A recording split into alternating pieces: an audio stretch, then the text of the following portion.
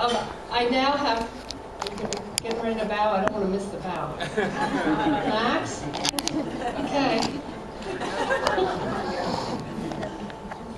Very good. Thank you.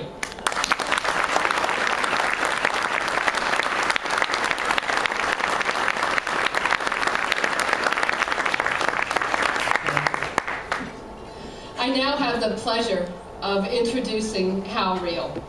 Hal is the founder of Reel Entertainment Group and World Cafe Live. You know, he's a seasoned entrepreneur and he loves new ideas. I'm going to just tell you why I love World Cafe Live. Forget his introduction. You know, every year we do a performathon where our students go on stage and for practicing, they get to raise funds that we can then have more kids join our ensembles and we can do more programs. And Hal has been kind enough to give us World Cafe Live as a venue one weekend a year. And it is a fabulous fundraising opportunity, but it is a fabulous fundraising opportunity because the kids love it. There is no stage that a child would want to be on more than World Cafe Live, with the lights and the sound. I mean, it makes everybody sound incredible. And so for that, I'm grateful beyond what Hal does already. He opened World Cafe Live in 2004. He had then opened the Queen, a companion to World Cafe Live in Wilmington in 2011. And these restaurant performance venues, they really show music in completely a different way. He also has a not-for-profit organization, Live Connections. We have very complementary missions.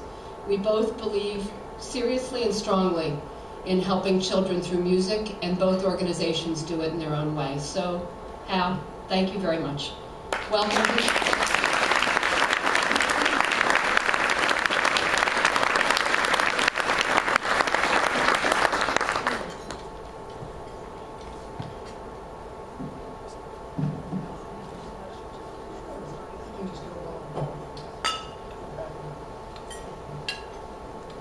Good morning, everyone. Good morning. Thank you so much for the opportunity to speak today. Thank you, Denise, for the great introduction. That's way better than hearing about my background. Thank you, Ken, and thank you to the students and to everyone who is here today. Denise asked me to spend a few minutes talking about why the work we all do, and as she said, we have very complementary missions, why the work we do really matters. Why it's about so much more than just being nice to kids, as Jerry Seinfeld would say, not that there's anything wrong with that. And feel free to look at, these are just pictures, they're not, I'm not narrating them, but just a little background for you, various shots from Live Connections events and from World Cafe Live. Seth Godin, a very, very smart guy, who is at the hub of entrepreneurship and creativity, recently said something worthy of repeating. Quote, "The nature of revolutions is that they destroy the perfect and enable the impossible. Seeking out the tried and true is the wrong direction for crazy times." Unquote. Well, certainly nobody is in this room because you only want the tried and true. And certainly, especially in light of what we see going on with schools all over the country, and right here at home in Philadelphia, we do live in crazy times. We want kids learning by doing, as we saw today, getting out from behind their desks, away from their computers and video screens and other devices, out of the buildings. We want more self-expression, less standardization. We want to turn STEM into STEAM. We want to enable what seems impossible, especially this week with the Philly schools facing the most drastic budget cuts ever. We want to break down the borders, cross through the boundaries, and bust open the silos. We want children to love art, and hopefully through that love know the world and love learning. 5 years ago, I was in a conference room at World Cafe Live, a theoretically for-profit venue. I tell my investors I say that. We invented social enterprise before the phrase existed. Because we are very much concerned with social impact as much as we are with any profit and loss. Some would call it a nightclub. And I was having lunch with 30 people, a focus group, talking about inventing a nonprofit that would make this nightclub a day club for kids in the community. And this was the birth of our 501c3 Live Connections. We brought together a focus group of musicians, arts educators, potential funders, and entrepreneurs, always an important element from my perspective. We brainstormed about how we could create what are now known as bridge sessions, innovative, interactive, curated sessions grouping 3 or more musicians mixing genres to help student audiences primarily, understand that what Louis Armstrong and Duke Ellington are both credited with saying is true. There are only 2 kinds of music, good music and bad music. And for some of us, there's only one kind of music, good music. It's just some of us like some of it more than others, right? Other parts. I'll always remember that in that focus group, one participant came up to me afterwards and said how much she enjoyed it and said, "You'll never get rid of me." And she's a lovely lady, and I said, "Well, I don't know why I'd want to get rid of you, but why do you say that?" And she said, "Because in 10 years as an arts educator and as a classical bass player, I've never been put in the same room with a hip-hop dance company, a rock and roll fiddle player, a singer-songwriter, a jazz vocalist, to look at how we connect people through music and how we leverage the power of music to build community." And you may know that person. That person's name is Mary Javian, and she has gone on to be a major part of our Live Connections organization. Fast forward 5 years, over 14,000 students have attended 160 bridge sessions, with about 70 different musicians in our roster, mixing it up, doing different programs. Last month, we had one called Dancing Vibrations, and here's the story. Yumi Kendall, the assistant principal cellist for the an assistant principal cellist with the Philadelphia Orchestra.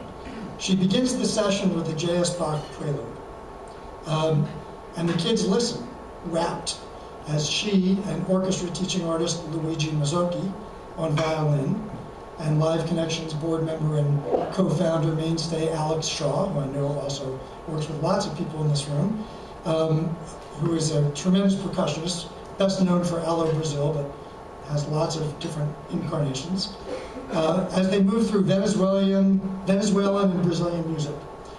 And then at the end, there's a big dance party because Luigi, Alex, and Yumi break into a Michael Jackson Black Eyed Pea medley and jam. Now, they're always interactive, and one of the things that happens at the end is they're encouraged to get up and, everybody can get up and dance a little bit. One 9-year-old got up and in front of all of his classmates and some schools who we didn't know, some participants, got out in the middle in front of the musicians and danced like there was nothing. I mean, everybody was, wow.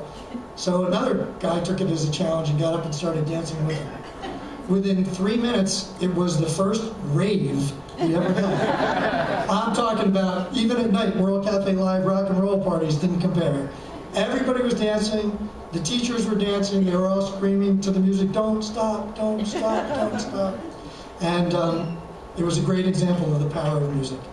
As one of the teachers said, that was the most immediate, organic response I've ever seen from students. Organic. Really thought that was interesting that you used that word. The Philadelphia Orchestra and Allo Brazil, a nightclub, some would say, and J.S. Bach. What is organic about that? Well, what's organic is the power of connection. Deep down, we all want to cross these boundaries, and music, as you know, does that as nothing else can. It's a common language that crosses culture, age, background, especially when it's right there in front of us, live.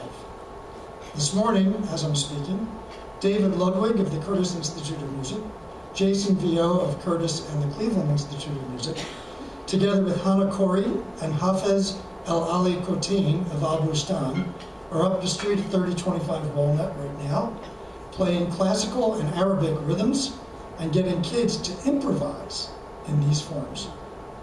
And they're playing a sneak preview of a world premiere commission debuting at World Cafe Live tomorrow evening, thanks to Live Connections. That was supported by our friends in the Presser Foundation and other great friends of music in Philadelphia.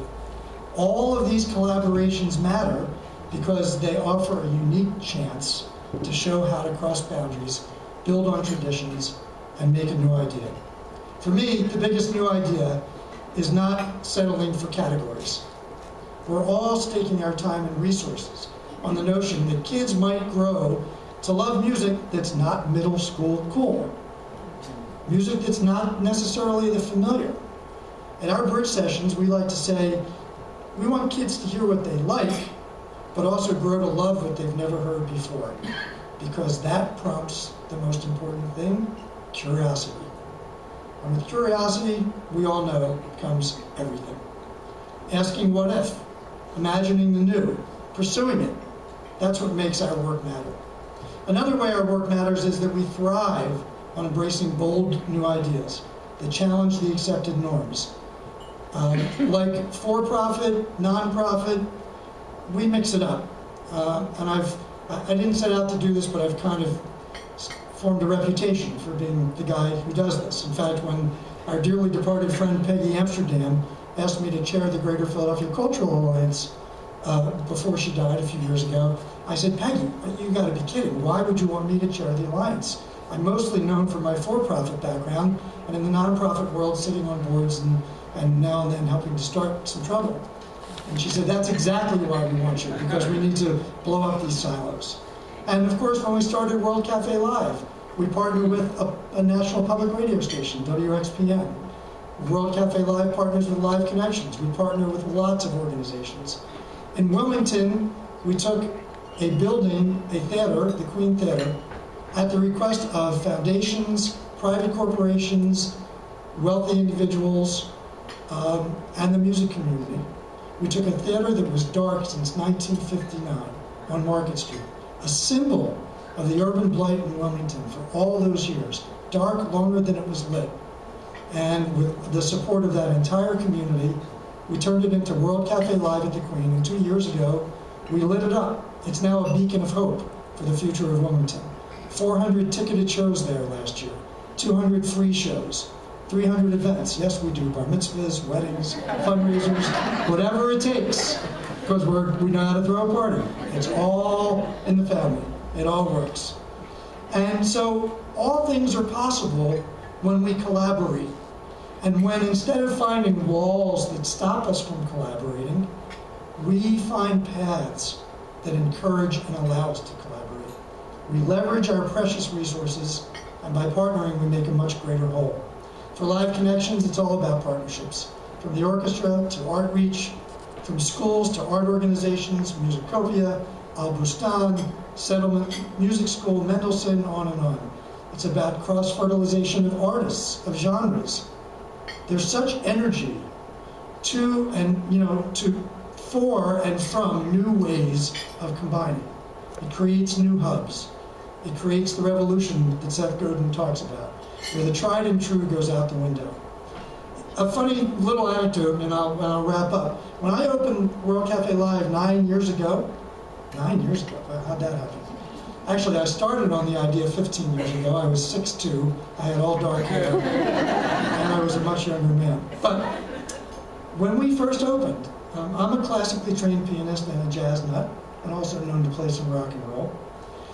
But I approached my friends in the classical community, and particularly the orchestra, and I said, you really need to come play at World Cafe Live. The only thing is, you need to be okay with somebody having a glass of wine in their hand, or a beer.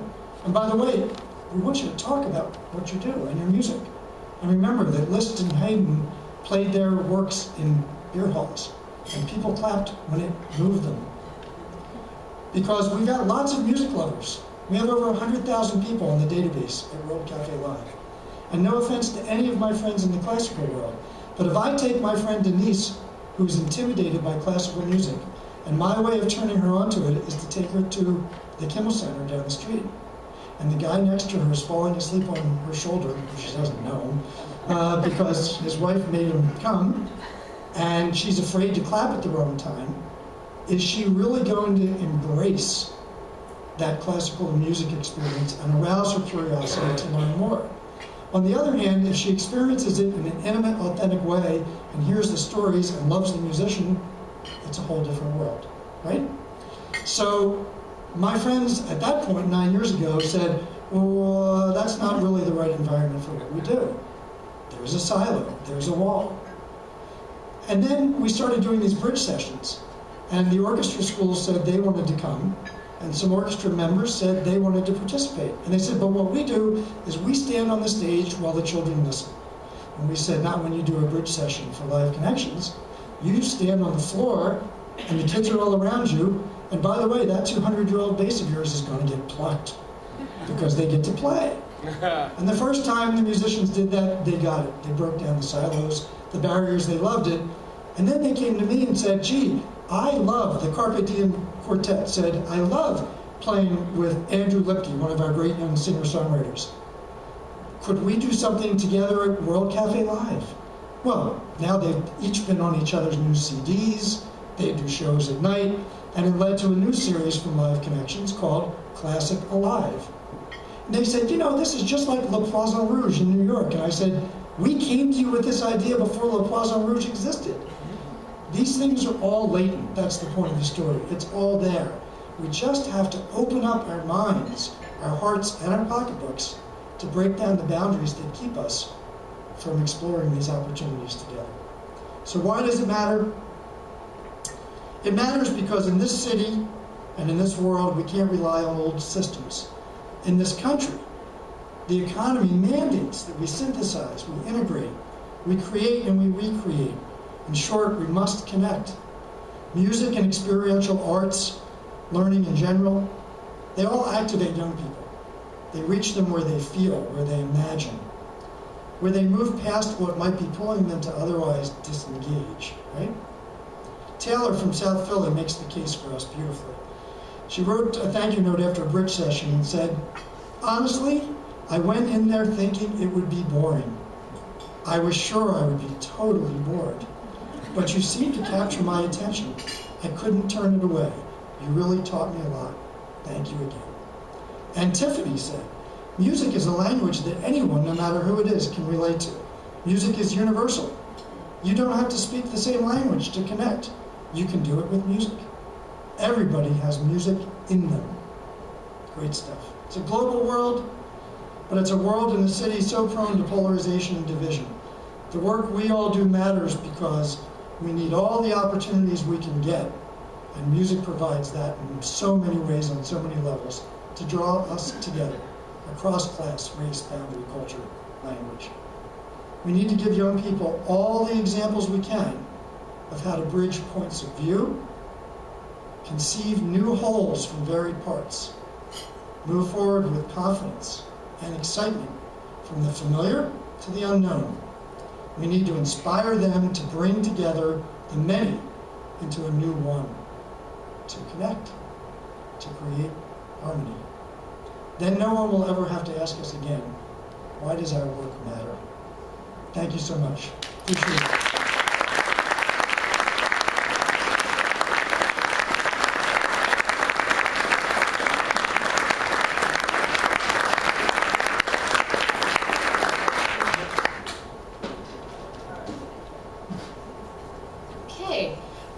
Thank you very much, Hal. Truly appreciate you being here today and learning more about World Cafe Live. Next on our agenda is this is our premiere showing of our video, of our I guess they still call them videos, of our film. We do a new film every 2 years, and it takes about 9 months. To put one together. And back in the fall when the staff and I were meeting, I loved our old video. Okay, I made the case that I'm not sure we really needed a new video because I didn't see how we could possibly top it. I am pleased to be able to show you a video that equals, if not surpasses it. So thank you very much.